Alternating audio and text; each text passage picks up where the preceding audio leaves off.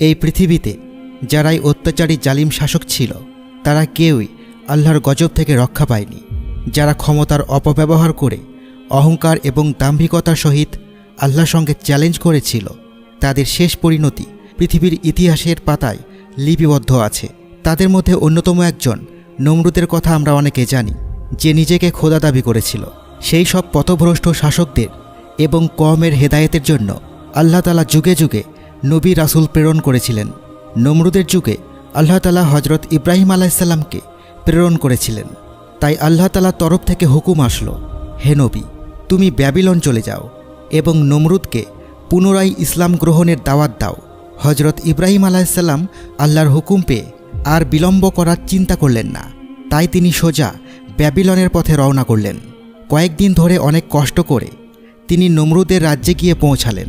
নমরুদ ইতিমধ্যে নবীর অবর্তমানে তার নাস্তিক সহচরদের কান কথায় নিজ খোদাই দাবির ক্ষেত্রে যথেষ্ট মজবুত হয়েছিল। হযরত ইব্রাহিম আলাইহিসসালাম যখন দ্বিতীয়বার তাকে দ্বীনের দাওয়াত দিতে গিয়েছিলেন তখন তার প্রতি ভীষণ ক্ষিপ্ত হয়ে বলল, ইব্রাহিম, তুমি আমাকে আর বিরক্ত করো না। আমি আমার খোদাই দাবির ক্ষেত্রে অনড়। তুমি অযথা সময় নষ্ট করে এখানে পুনর্বার কেন এসেছ? তুমি এবার যদি আমাকে অধিক উত্ত্যক্ত করো তাহলে আমি তোমাকে নিজ হাতে শাস্তি দেব। হযরত ইব্রাহিম আলাইহিসসালাম নমরুদের কথা শুনে বললেন, হে রাজা নমরুদ, তুমি যে অর্থ সম্পদের গর্বে খোদাই দাবি করছো তা সবই মহান প্রভুর দান। তিনি ইচ্ছা করলে তোমার সমস্ত ধনসম্পদ ছিনিয়ে নিতে পারেন এবং তোমাকে যে কোনো সময় কঠিন বিপদের সম্মুখীন করতে পারেন। তার মোকাবিলা করা তোমার পক্ষে কোনোদিন সম্ভব নয়। অতএব সমস্ত অহমিকা পরিত্যাগ করে মহান আল্লাহ তাআলার ওপর ঈমান আনো। তিনি যদি তোমার উপর বিরূপ হন তাহলে তোমার শক্তি ও অর্থের দম্ভ চূর্ণ বিচূর্ণ হয়ে যাবে। অতএব আর সময় নষ্ট করো না। তোমার জীবনের অন্তিম সময় প্রায় এসে গেছে। আমি তোমাকে শেষবারের মতো দ্বীনের দাওয়াত দিতে এসেছি। নমরুদ তখন নবীর কথা শুনে তেলে বেগুনে জ্বলে উঠল এবং কর্কশ স্বরে বলল, ইব্রাহিম, তুমি ও তোমার খোদা আমার রাজ্য থেকে চলে যাও, না হয় আমার সাথে মোকাবেলা করার জন্য সম্মুখে হাজির হও। নবী বললেন, হে রাজা নমরুদ, তুমি আমার মহান আল্লাহর সাথে মোকাবেলা করতে চাও? তবে প্রস্তুত হও। কবে কোথায় এই মোকাবেলা হবে বলে দাও। নমরুদ বলল, হ্যাঁ, উত্তম প্রস্তাব। আসো, সকল বোঝাপড়ার চূড়ান্ত হবে যুদ্ধক্ষেত্রে। এই বলে নমরুদ তখন থেকে সৈন্যদের প্রস্তুতি নিতে আদেশ দিলেন। হযরত ইব্রাহিম আলাইহিসসালাম বিমর্ষ বদনে সেখান থেকে নিজ আত্মীয় স্বজনদের নিকট ফিরে এলেন। আত্মীয় স্বজনদের কতক নবীকে আদর করল এবং প্রাণ দিয়ে যত্ন করল, আবার কতক বিরোধিতা করতেও ছাড়ল না। নমরুদ ঘোড়সওয়ার, পদাতিক ও যন্ত্র বিশেষজ্ঞ সৈনিকদেরকে 3 দিনের মধ্যে ব্যাবিলনের উন্মুক্ত ময়দানে সমাবেত হওয়ার জন্য নির্দেশ দিলেন। মহারাজার হুকুম অনুসারে সারা দেশে সমরসজ্জা আরম্ভ হল। সেনাবাহিনীকে তৃপ্তিদান কল্পে মহিলা ব্যাটালিয়ন পর্যন্ত ময়দানে হাজির হতে কসুর করল না। 2 দিনের মধ্যে ব্যাবিলনের উন্মুক্ত ময়দান সেনা ছাউনিতে ভরে গেল। 1800 বর্গমাইল জুড়ে সেনাবাহিনী তাঁবু খাটাল। সেখানে সাধারণ সৈন্য, ডাক্তার ও প্রমোদবালাদের সাথে 8 লক্ষ বর্মপরিহিত অশ্বারোহী সৈন্য মোতায়েন ছিল। সে এক বিশাল আয়োজন। নমরুদ সেনা মোতায়েনের কাজ সমাপ্ত করে হযরত ইব্রাহিম আলাইহিসসালামকে খবর দিল। হযরত ইব্রাহিম আলাইহিসসালাম নমরুদের সম্মুখীন হলেন। তখন নমরুদ বলল, কোথায় তোমার খোদা এবং কোথায় তার সৈন্য সামন্ত? হযরত ইব্রাহিম আলাইহিসসালাম বললেন, তুমি যে সামান্য প্রস্তুতি নিয়ে আমার খোদার মোকাবিলার জন্য অগ্রসর হয়েছ এটা অত্যন্ত হাস্যকর। আমার খোদা ইচ্ছা করলে ক্ষুদ্র প্রাণী মশা দ্বারা তোমার এ বিশাল বাহিনী নিমেষের মধ্যে খতম করে দিতে পারেন। নমরুদ তখন নবীর কথা শুনে এক অট্টহাসি দিয়ে বললেন, তোমার খোদার ক্ষমতা থাকে তো সম্মুখে আসতে বলো। হযরত ইব্রাহিম আলাইহিসসালাম নমরুদের কথায় অগ্নিশর্মা হয়ে উঠলেন এবং বললেন, তুই সাবধান হয়ে যা। 3 দিনের মধ্যে আল্লাহর গজব এসে তোর সমস্ত অহংকার চূর্ণ বিচূর্ণ করে দেবে। এই বলে হযরত ইব্রাহিম আলাইহিসসালাম সেখান থেকে দ্রুত বিদায় হলেন।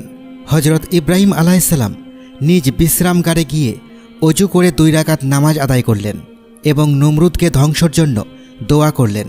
নবীর মোনাজাত শেষ হতে না হতেই সেখানে হযরত জিব্রাইল আলাইহিসসালাম অবতীর্ণ হয়ে হযরত ইব্রাহিম আলাইহিসসালামকে জানালেন, আল্লাহ তাআলা আপনার দোয়া কবুল করেছেন এবং আপনি গিয়ে বিশ্রাম গ্রহণ করুন এবং নমরুদকে পরশু দিনের কথা বলে দিন। হজরত ইব্রাহিম আলাইহিসসালাম জিব্রাইল আলাইহিসসালামের কথায় আশ্বস্ত হলেন এবং নমরুদকে খবর পাঠিয়ে দিলেন যেন সে তার ফৌজ নিয়ে পরশুদিন ময়দানে উপস্থিত থাকে। নমরুদ নবীর খবর পেয়ে তার উজির হামানকে ময়দানে পাঠিয়ে দিল এবং রণসজ্জার প্রস্তুতির ক্ষেত্রে যা বাকি ছিল তা তড়িৎ সমাধা করার জন্য জোর তাগিদ দিল।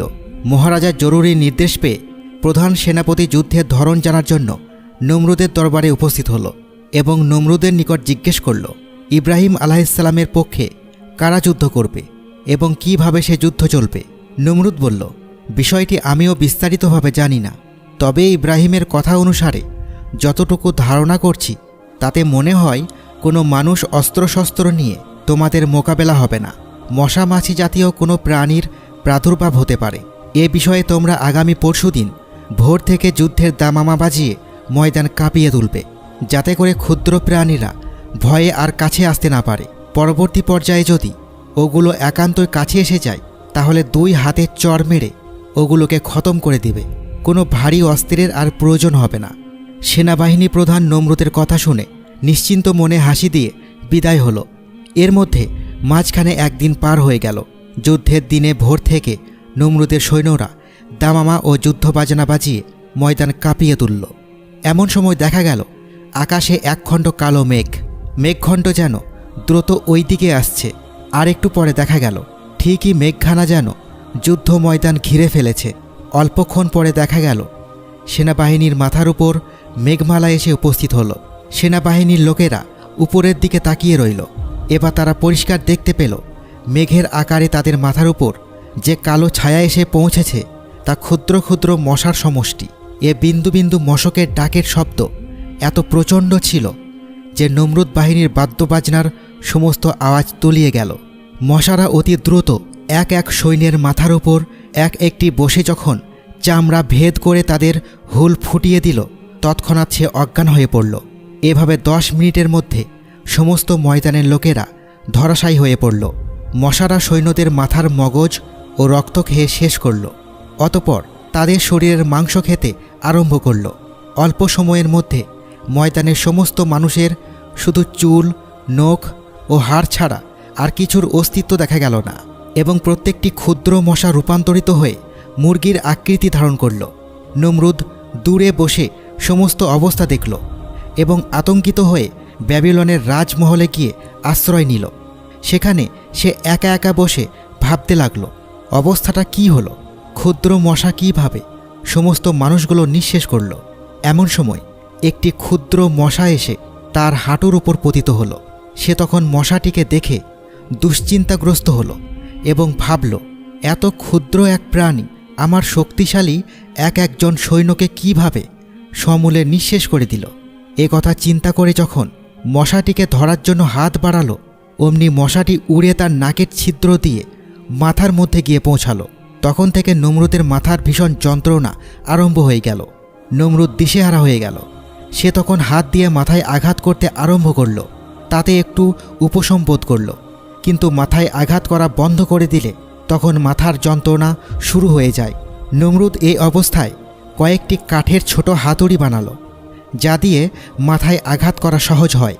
একদিন এক রাত অতিবাহিত হবার পরে এ কাজের জন্য একজন কর্মচারী নিয়োগ করা হলো।